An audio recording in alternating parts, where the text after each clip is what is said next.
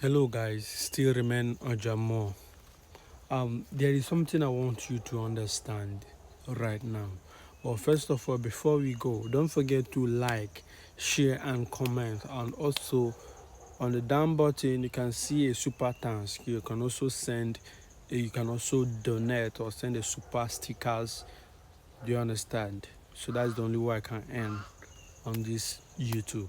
So on this tutorial, there is something that I want to um, talk about the proper way of placing oja on your lips.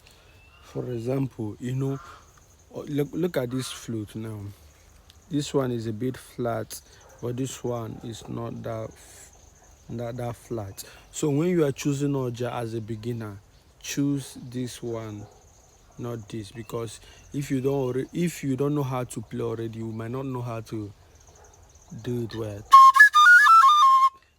and then you'll be having waste of air. So now let's use this one. So make sure that your lips on top, and make sure that this lips is not covering the inside. Sometimes it looks like if it will cover it. Do you understand? Then you place it not here. A lot of you do.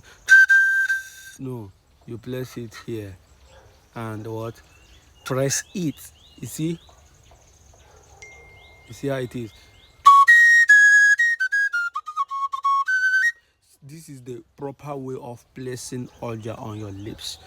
Don't cover it with your upper lips. You see?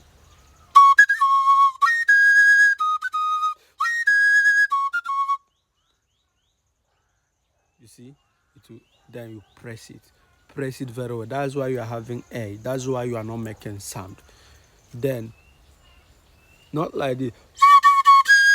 No, you'll be doing it up and down till you get the perfect position.